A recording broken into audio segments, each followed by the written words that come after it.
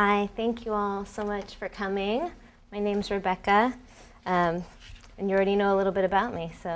And here comes another dance colleague in through the door. We know how to make an entrance. I know when I'm feeling a little confined right here, I might end up knocking the wall because I move around a lot. Thanks for being here. As an assistant professor of dance here at Purdue, I am an active dance maker, performer, scholar, and educator. Much of my academic and artistic research is focused on improvisational dance performance. I don't know what I'm doing here. Oh, I see, it's very easy to hold it upside down. Gotcha, okay. Oh, I'm sorry about that. Much of my research is focused on group improvisational dance performance as it is practiced by artists here in the US and abroad. And when I say group improvisational dance performance, I mean live dance events where 3 or more performers collaborate spontaneously to compose a dance. So in the moment, on the fly.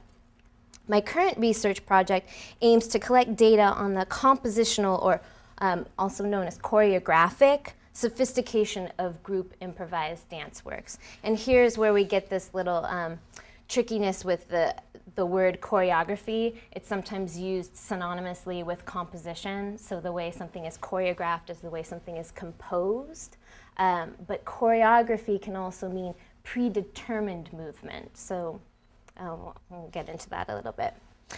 Since dance improvisation relies on crafting events spontaneously, dance improvisers need a special set of skills to achieve their craft, including multifocal awareness. So an awareness of a performer about what's happening with their individual kinesphere, as well as what's happening in an overall space with other performers. So being able to kind of zoom in and zoom out. Physical and mental adaptability. So let's say a performer is moving very slow, something shifts in the space, they need to be able to instantly move into moving quicker or go down to the floor or jump in the air. Also mental adaptability, so being able to change one's mental focus as to what's going on quite rapidly. And also the ability to make and recognize compositional choices. So an individual performer can make a compositional choice, let's say, to move in contrast to another performer. So to be able to make that choice, but also to recognize choices that others are making. When skillfully executed, don't look at that slide yet. When skillfully executed, improvisational dance has as much compositional sophistication as predetermined choreography, and my research aims to discover if the instances of group improvisation that are happening in the US will prove dynamic and refined and sophisticated when looked at through the lens that we use to critique set choreography. I have an agenda, I'll admit it. This is the Lincoln Center in New York City. Maybe some of you have been there. So I traveled to the Lincoln Center, which has a lot of buildings and organizations as part of it, and one of them being the New York Public Library for the Performing Arts. It has holdings for music, theater, and for dance. It's also right across the street from Juilliard, so it's an interesting place to be, a lot of artists hanging around and a lot of scholars. Inside the library is the Jerome Robbins Dance Division. It boasts the most comprehensive holdings of dance videos in the world, and its materials do not circulate. Here you can see the viewing stations that researchers use to access the extensive collection of visual material that includes film, DVDs, and VHS. And so actually you can see there's someone sitting there. You don't ever actually touch anything from the holdings. There's separate people in other rooms, I don't even know how far away they are, who are stopping and starting and putting different discs in for you. So that was actually something that surprised me, sort of the extra time that took. When I went, I was like, oh, I know exactly what I want to look at. I have to wait for the audio technician somewhere else, and you actually chat back and forth like, oh, could you put in that other disc? Or I think this is the wrong one, or could you go back? Does it say anything on, on the outside of that disc? That added a little bit of time in terms of being able to go through the DVDs. Of particular interest to my research was a set of 29 performance DVDs from multiple years of Improvisation Festival New York. These discs contain a unique and comprehensive representation of performance by renowned improvisers. These performances were presented by Movement Research, a name that will come up later. And it's a dance and performance organization that's at the forefront of contemporary dance practice. And I spent my time here at the collection viewing DVDs from the 1996, 97, and 98 occurrences of the annual Improv Festival, which is no longer happening. When looking at the videos of live performance, I had sort of two main categories that I was looking at analyzing what was happening improvisationally, and those were broken down into some subcategories. So under space, the first thing I was looking at was placement. Where does something happen in the space? Does it happen very close to the audience, far away, right, left, center? Looking at level, so is a performer all the way rolling down on the ground, or are they up in the air, are they being held above somebody else's head, anywhere in between? Shape, so the way that space is negotiated in a particular body. We also sometimes use the word dance vocabulary, so how is the body being shaped in space? Groupings, so duets or trios accumulating, which could have to do with them coming close together, so we read them as a group, or actually sharing some of this dance vocabulary shape over large distances. As well as landmarks. So sometimes a place on stage will be marked by something that happens, and then events that happen in that same spot are colored as the time goes on. Time, broken into tempo, so how fast or slow something is happening. Duration, how long something goes for. Is it a little 30-second quick, or is it something that lasts, maybe 10 minutes? Rhythm, is time marked in any kind of regular fashion? And then similar, repetition. So do events or movements or groupings repeat?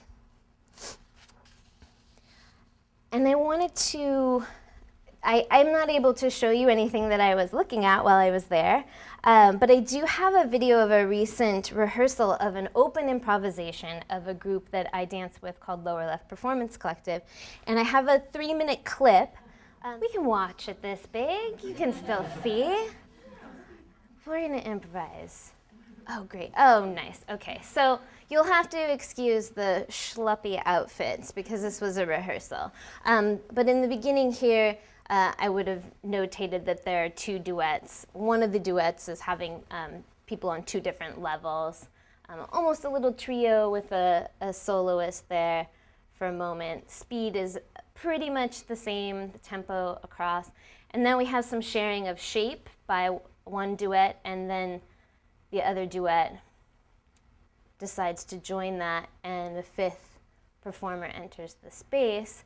And so looking here at shape, we have 5 people making a shape, so working with line, pretty evenly spaced, playing with a little bit of short bursts of movement. And so this spatial shape, larger spatial shape happening, I would be looking at like, oh, how long did they stay with this idea of being in a line together? About that long, off goes a soloist who's stretched the space, so now there's something happening really far, what we would say upstage, and 2 duets downstage, and looking at that placement, the soloist is sort of using that window between the 2 duets. Once again, playing with level there. Something coming up is kind of exciting where we have a little shared arm gestures across all 3 groups, and then morphing the groups once again so that it turns into basically a quartet and a soloist. Using slow and then quick, there's a shift, the whole space gets rearranged, 2 pathways that are mirroring each other, and now we have duet and a trio. So this grouping of 5 has reorganized themselves several times. Sharing of some movement vocabulary, shape of the body, and a repeating theme seems to be a soloist drawn out from a group. Simultaneously, all 4 move but do 4 different things. So this is a pretty action-packed improvisation, actually. Some of the things I watched was a little bit like, stay awake.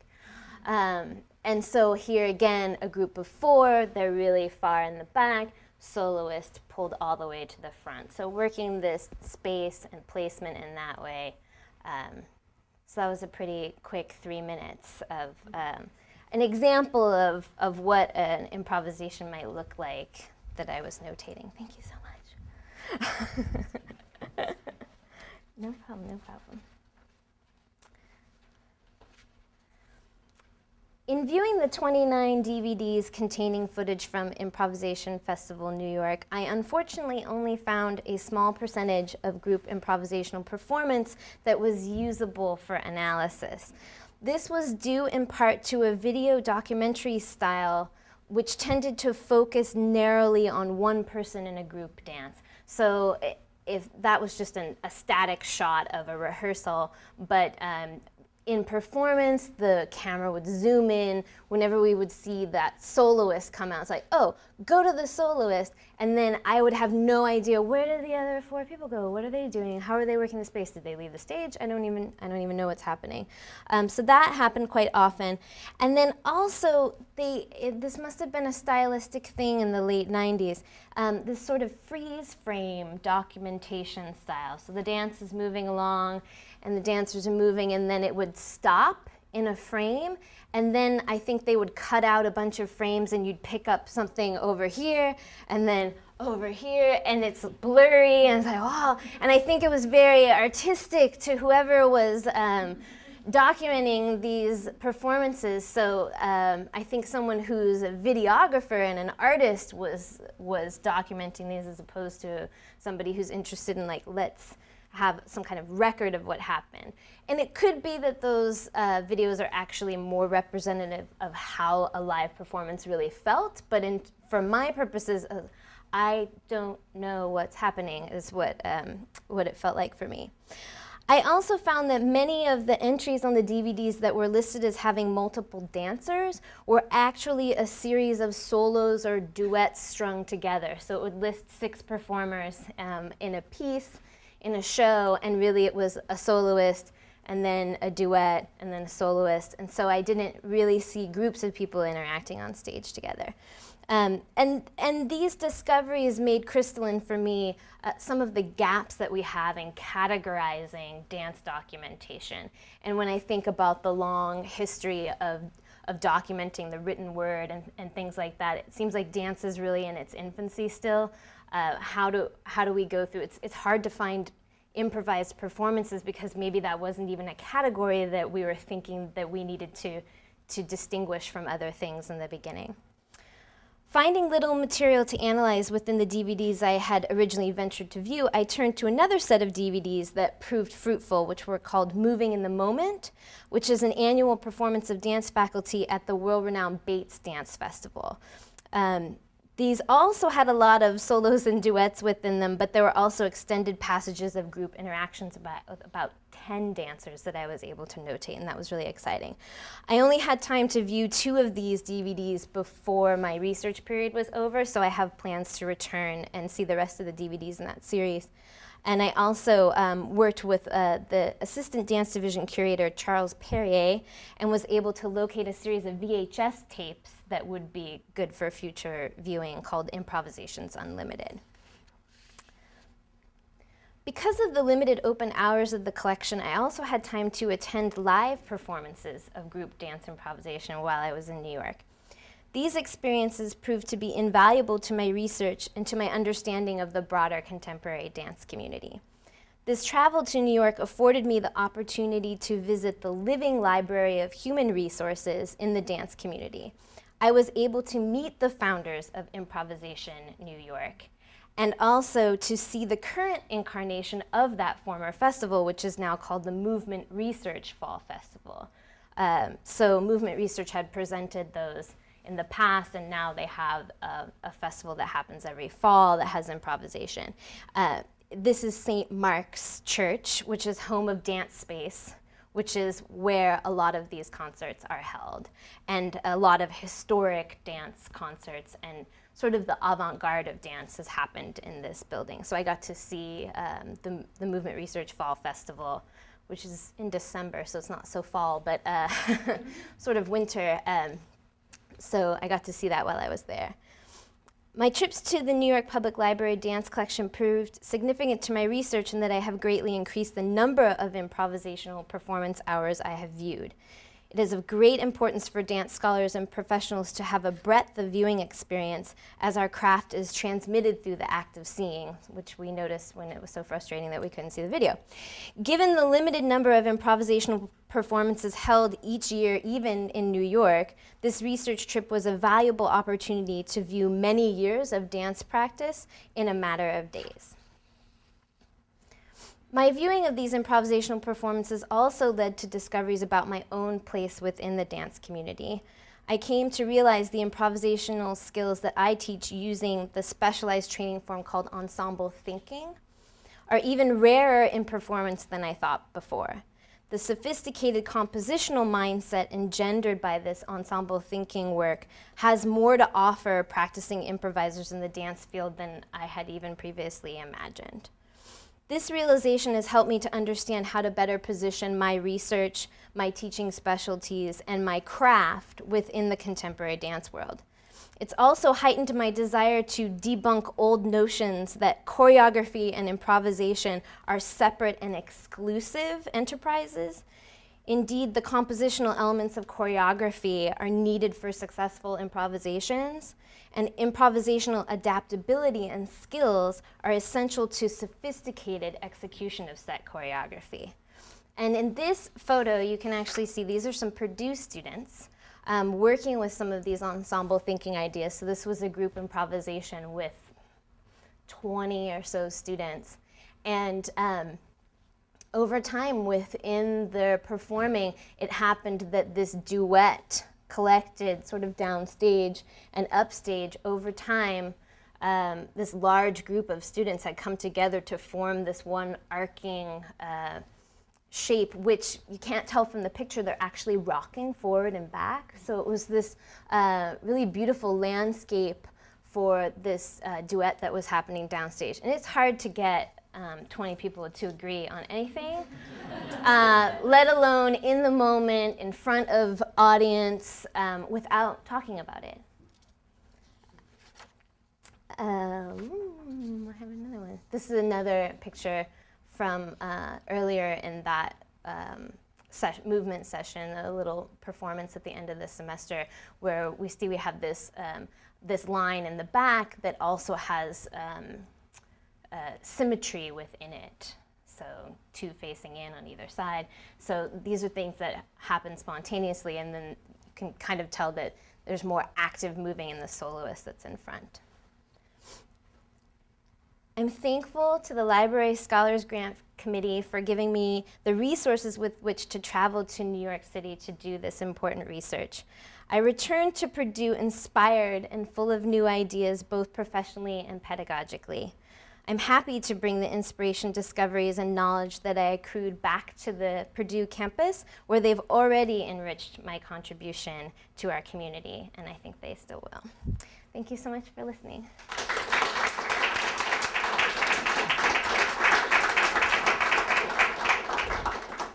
Any questions for Kendall? Or for me. Or Kendall. Sorry. Are you going to be able to transfer this into some kind of an article? Because I think it's fascinating and it would be great to read about it.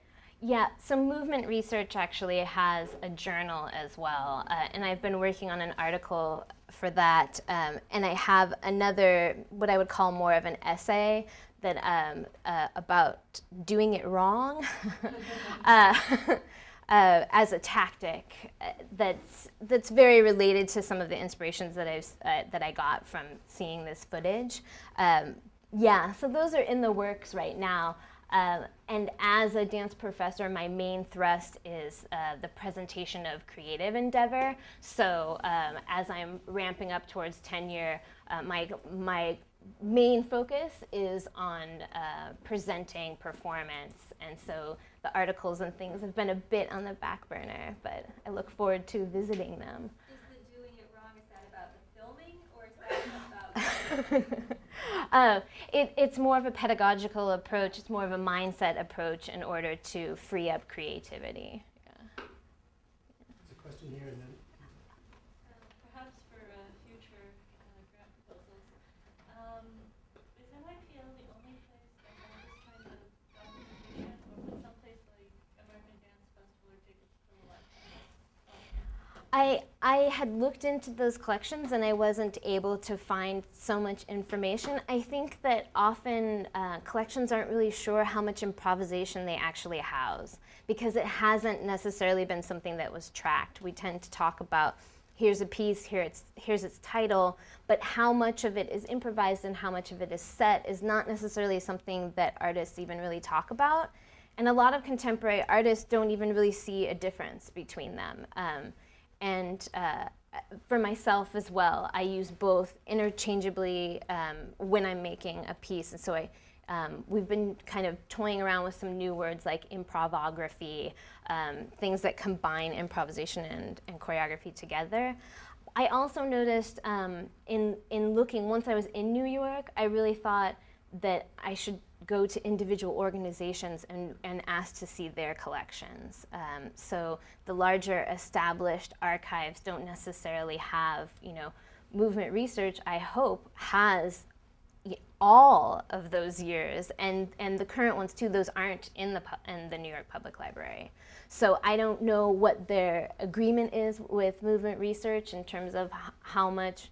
It seems like what happens is people donate videos of dance after people pass away. Like there's a lot of private collections that end up sort of ad hoc in the New York Public Library and other places. So it's kind of, and I know you deal with this a lot too, it's like sort of where is the information? It's an interesting question.